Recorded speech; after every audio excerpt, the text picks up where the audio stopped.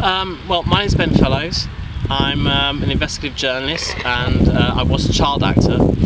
And the reason that I'm doing the walk against corruption was simply because I'd made statements to the police regarding Kenneth Clarke MP and they hadn't followed through with it. And they basically said that he's above the law and immune from prosecution. Well, then we dug a little deeper and we found an EU directive that says all politicians within the EU are actually immune from prosecution other than hate crimes and driving offences, by which they have to be filmed in the act of doing so.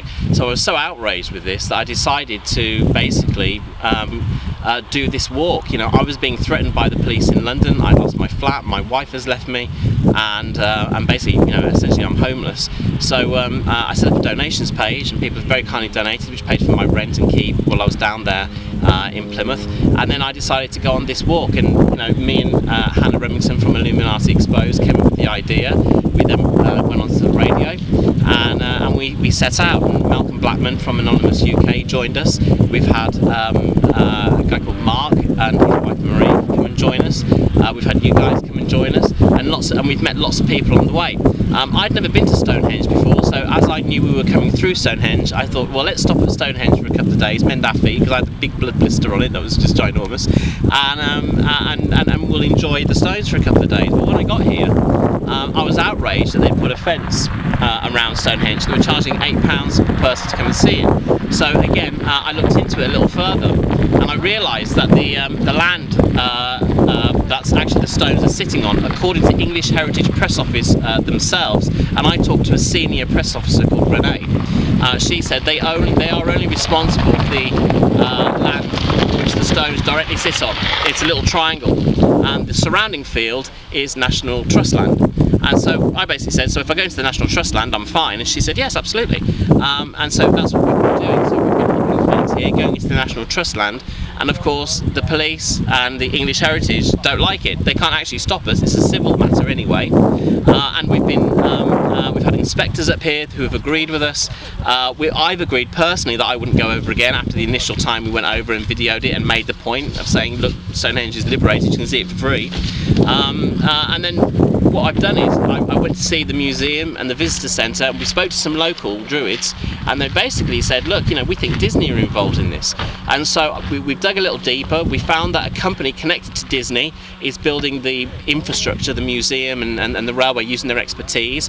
We then found a guy who was here who came to speak to us called Hugo van Massacre, who's Dutch, I believe, and he does Disney projects. And he was the guy on one of the videos that I talked to, and when I said, do you have a card, who do you work for, he said English Heritage. Well, of course, he's working for English Heritage down here, but in the north of England, I think in York, in the Railway Museum, they have now turned the Railway Museum, which was quite a popular attraction, into a movie theme park for Harry Potter.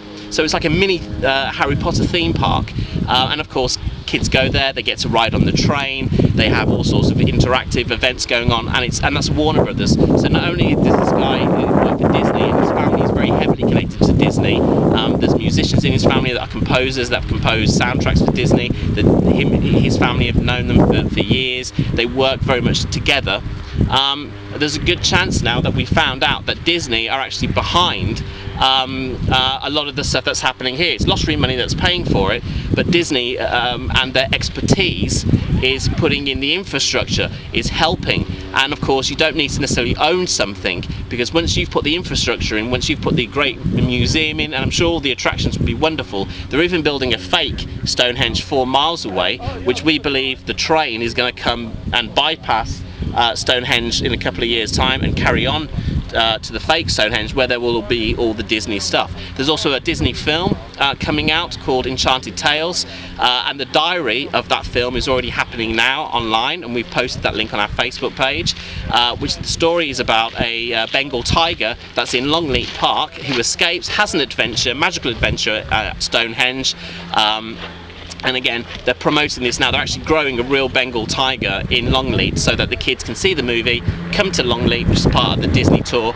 and then come down to Stonehenge. So Disney, on that website, are basically calling it Stonehenge Disney, and they even put the Walt Disney logo on it. It's all there for everyone to see. So the research and the evidence that we've found is that Disney are certainly a stakeholder in what's going on here, along with English Heritage, National Trust, the Wiltshire Council, the Wiltshire Police. There's a couple of other councils who are involved, and there's also about 8 or 9 other private corporations who are all involved. Unfortunately, we don't have the time to delve into each one of those corporations and find their links. We just concentrated on one, which was Norman Disney and Young, and they're a construction company, and they build the infrastructure, and they're building a museum and visitor centre. Now, Alan Disney, the founder of that company, 2 years before he founded Norman Disney and Young, he founded Alan Conrad Company in Florida using his first name, and that company built the Magic Kingdom. And so this company here, Norman Disney and Young, are very experienced. They have the Disney experience. We have actually a Disney guy who does all sorts of events, including Disney events here, overseeing everything. He's the commercial development executive, and we've already spoken to him, we've met him. Obviously, if I have another chance to meet with him before we leave tomorrow, I'll put more questions to him and stuff like that. So really, the research has led us to believe that Disney are involved in more than just doing the tour, and just bringing guests here. They're actually involved in the infrastructure of the place, and what we believe, we've also found plans for a 5-star hotel somewhere on this property, and I think that Wiltshire Council, once the planning permission goes through for that, which I'm sure will go through very smoothly, has all the other planning permission, especially for the train, etc., and all these road closures and the byways, they'll have their hotel. So eventually what we think we're looking at here